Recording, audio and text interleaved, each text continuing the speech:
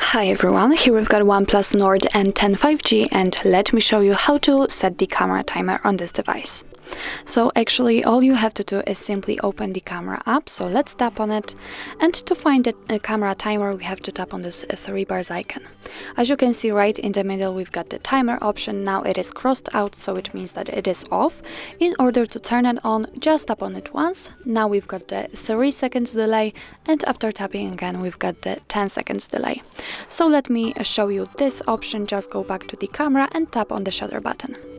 And as you can see, from now on your device will count down from 10, and after that time it will take a photo.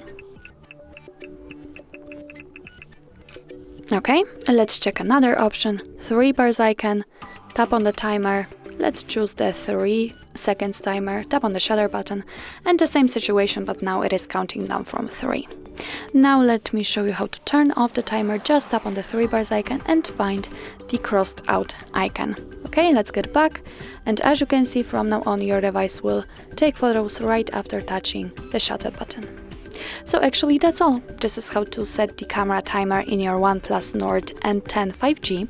Thank you so much for watching, and if you find that this video was helpful, please hit the subscribe button and leave the thumbs up.